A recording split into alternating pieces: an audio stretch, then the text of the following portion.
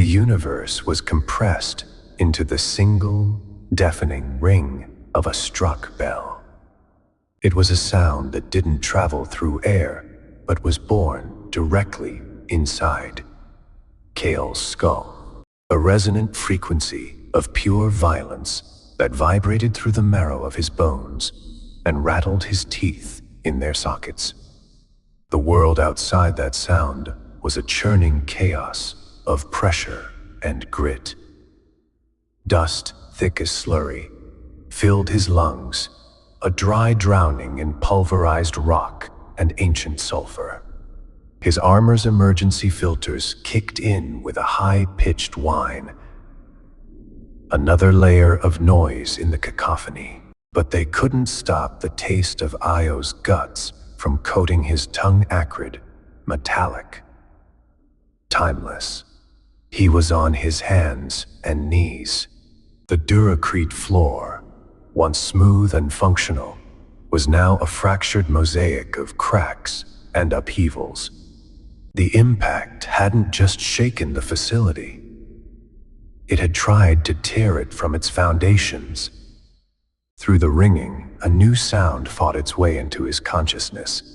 The groan of stressed metal, the hiss of ruptured conduits, and the patter of debris raining down from the shattered ceiling. He forced one eye open, then the other. The world swam in a haze of red emergency lighting and swirling dust motes. A hellish snowstorm in a sealed tomb. A report. Status. Damage assessment. The old training protocols clawed their way up from the depths of his memory. A life raft in the sensory deluge. He tried to speak, but the dust in his throat turned the words to a rasping cough that racked his entire frame. He spat, a thick glob of gray phlegm, onto the fractured floor. Everyone sound off, he finally managed, his voice a raw tear in the fabric of the noise. A groan to his left. Sloane. He crawled toward the sound, his movements clumsy, his sense of balance utterly shot. He found her pushing herself up, helmet askew, a thin line of blood tracing a path from her hairline down her temple. Her eyes, when they met his, were wide and furious, as if she could personally strangle the hegemony warships that had done this. Intact, she bit out, her own voice strained, minor laceration. Concussive force felt significant. A medic's diagnosis, even when she was the patient.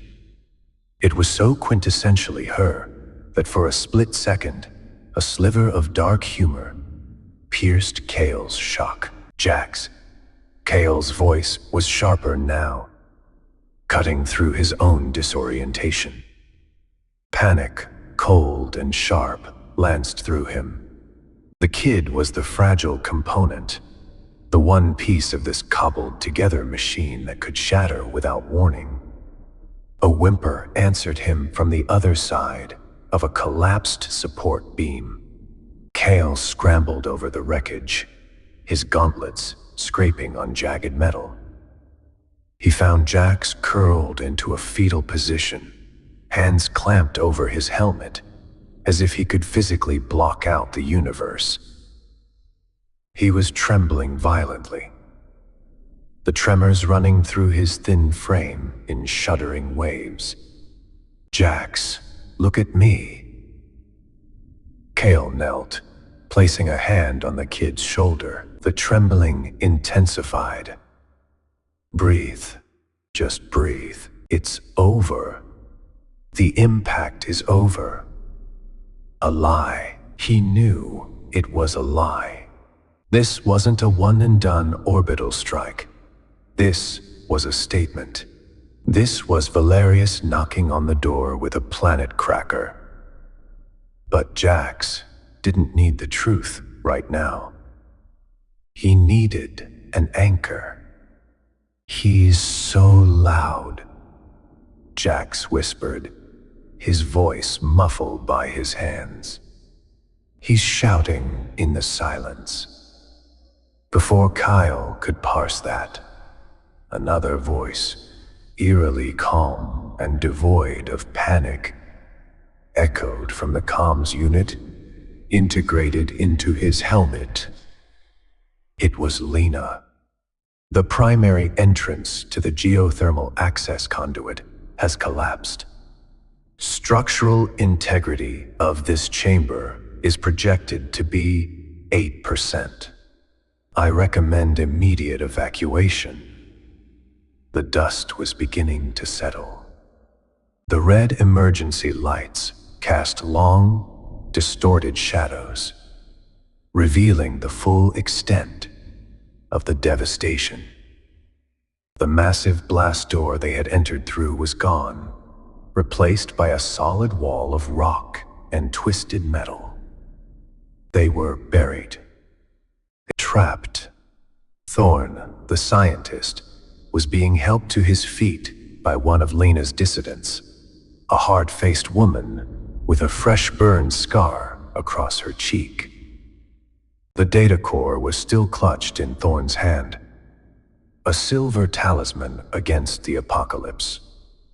He looked around, his eyes wild not with fear, but with a kind of manic vindication. "You see?" he rasped, his gaze fixing on Kael. "You see what they'll do to keep this silent? They'll crack a moon in half. They haven't succeeded yet." Kael grunted, pulling Jax to his feet. The boy was unsteady, leaning heavily on him. "Lena, define immediate evacuation." "There is one route," the AI's voice replied, smooth as polished chrome, "a tertiary maintenance channel. It leads deeper into the primary vent network. It is suboptimal." "Define suboptimal," Sloane demanded, pressing a field dressing to her temple. "Narrow. Unstable. Subject to unpredictable geothermal pressure shifts and gas releases." It was a service route for automated drones, not personnel. Another tremor shook the chamber, not as violent as the first, but a gut-wrenching reminder of the megatons of rock hanging over their heads. A fresh shower of dust rained down. "Suboptimal just became the only game in town," Kael said, his voice flat with a finality that permitted no argument. He swept his gaze over the small group. 2 of Lena's people were unaccounted for, likely buried under the entrance collapse. That left him Sloane, Jax, Thorne, and 3 of the dissidents. 7 souls in a collapsing box. "All right, Lena, you're on navigation. Lead the way. Everyone else, single file. Stay tight. Watch your footing." He didn't wait for acknowledgement. He pushed Jax forward, keeping a steadying hand on his back, and followed the faint green path that Lena illuminated on the floor with the facility's remaining projectors. The path led to a small, unassuming maintenance hatch in the far wall, a circle of metal barely a meter in diameter, now slightly warped by the pressure. One of the dissidents, a young man whose face was a mask of pale terror, wrenched it open. A blast of heat washed over them, a physical wave of suffocating warmth that smelled of brimstone and ozone. It was the breath of a furnace. Out of the frying pan, Kael thought. The gallows humor a familiar, bitter taste in his mouth. Into the literal fire, He pushed Jax through the opening first, then Sloane. He paused for a moment, letting the dissidents and Thorn scramble through before following. Sealing the hatch behind him. The click of the maglock was a sound of absolute finality. It wasn't locking the wardens out. It was locking them in. The world changed. The cavernous, echoing ruin of the outpost was replaced by an immediate, oppressive closeness. The tunnel was a metal tube, ribbed and slick with condensation that sizzled faintly against the hot walls. The air was thick, heavy, and so hot, it felt like breathing sandpaper. Kael's armor systems whirred, fighting to regulate his core temperature. The heat wasn't just in the air, it radiated from the walls, a constant, pressing force that promised to cook them alive if they lingered too long. Path forward is convoluted, Lena's voice said, now tinny and slightly distorted in the confines of the tube. A line of light, a faint blue this time, appeared on the curved floor, guiding them into the darkness. Projected travel time to the first stable cavern is 47 minutes. I advise maintaining a steady pace. 47 minutes. In this heat, in this pressure, that was an eternity. Every step was a conscious effort. The floor was treacherous, coated in a film of mineral, rich ooze that made their mag boots struggle for purchase. The only sounds were their own ragged breathing, the scrape of their boots on the metal, and a deep, low hum that seemed to be coming from the very rock around them. It was the sound of a moon's molten heart, a constant reminder of the power they were trespassing through. Kael kept his focus tight, reducing the world to the few meters of tunnel illuminated by his helmet lamp. He watched Jax's back, monitoring the boy's gait, the slight hesitation in his steps. He watched Sloane just ahead of Jax, her movements economical and precise. Even here, he catalogued the weaknesses. Thorn was a civilian, his stamina a known quantity. The dissidents were tough, but their morale was visibly cracking, their eyes constantly darting to the ribbed ceiling as if expecting it to crush them at any second. And Jax. Jax was a psychic antenna dipped in a sea of raw, violent energy. They were 10 minutes in when the universe lurched again. It wasn't a tremor from above. This was a lateral shift, a violent, grinding shudder that ran through the tunnel itself. The low hum of the moon's core pitched into a deep, resonant groan. Time seemed to slow, to stretch thin like heated plastic. Kael saw the blue guide light on the floor flicker and die. He saw the expression of pure animal terror on the face of the dissident directly in front of him. He saw a network of hairline cracks spiderweb across the ceiling panel just ahead. Move. The single word was a synaptic explosion, bypassing thought and translating directly into action. He lunged forward, shoving the dissident hard in the small of his back, propelling him past the danger zone. He grabbed the collars of Jax and Sloane in one fluid motion, yanking them back as the ceiling panel gave way. There was no explosive crash. It was a thick, wet, horrifyingly silent surrender. A section of the tunnel ceiling, 5 meters long, simply tore open. and a river of superheated, viscous mud poured in. It wasn't lava, but it was close enough, a slurry of rock and steam and pressure that hit the floor with a deafening hiss. It filled the space where they had been standing a microsecond before. A boiling, churning wall of gray death that instantly blocked the path forward. Steam exploded from the impact point, a blinding white cloud that screamed and scalded. Kael threw himself and the others against the far wall. The heat from the steam, so intense, it felt like his suit was melting. The air was filled with the smell of flash-boiled minerals and burning metal. He held Jax and Sloane tight, shielding them with his own body until the initial blast of steam subsided. He risked a look. The tunnel ahead was gone, replaced by a solid, steaming plug of cooling rock. The path behind them was still open.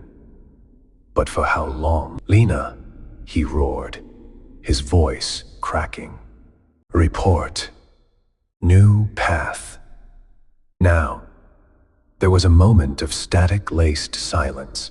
For one terrifying heartbeat, he thought they'd lost her. Recalculating, her voice came back, strained, as if the AI itself had to process the shock. "There is a pressure conduit. A vertical shaft, 20 meters ahead. It is a high-risk route. It will take us deeper faster." "We'll take it," Kael said without hesitation. They scrambled forward, past the still hissing wall of mud. The heat was ferocious. He could feel it through the soles of his boots. And then Jax screamed. It wasn't a cry of fear or pain. It was a sound of pure, undiluted psychic agony. He collapsed, tearing at his helmet, his body convulsing on the slick floor. Jax. Sloane was on him instantly, trying to hold him down, trying to assess his condition. "He's here," Jax choked out, his eyes rolling back in his head. "Not in the sky. He's here. He's listening with a rock. He's tasting the steam." Kael froze. The hairs on his arms stood up, a primal instinct screaming a warning that his tactical mind was only just beginning to process. Listening with the rock. What the hell did that mean? "Who?" Kael demanded, crouching down, his hand gripping Jax's shoulder. "Who is here, Jax?" "The warden," Jax gasped, a tear of blood leaking from the corner of his eye. "Valerius. He's connected. He's hunting us through the moon." The implication was staggering. A paradigm shift in the nature of their predicament. This wasn't just an orbital bombardment designed to collapse the facility. That was the sledgehammer. This was the scalpel. Valerius wasn't just trying to bury them. He was actively tracking them through the labyrinth. The seismic shifts, the vent collapses. Were they all random? Or were they targeted? Precision strikes guided by a psychic predator. They weren't fleeing a disaster. They were being herded. Thorn stared at Jax, his face a mixture of awe and horror. A linker of his caliber. It's not possible. The hegemony outlawed psychic weaponization programs after the series incident. "The hegemony lies about everything," Sloane snapped, injecting Jax's thigh with a potent neurostabilizer. This should be news to no one in this damn tunnel. The boy's convulsions began to subside, leaving him limp and panting. The blood tear on his cheek stood out in stark relief against his pale skin. He had bought them a warning, but the cost was etched on his face. Kael stood up, his mind racing, re-evaluating everything. Every tremor, every rockfall was now a potential attack. Every shadow could be a precursor to a new. They were no longer just survivors. They were prey, and their hunter was the moon itself. "Lena," he said, his voice dangerously quiet. "This high-risk route, this vertical shaft, where does it lead?"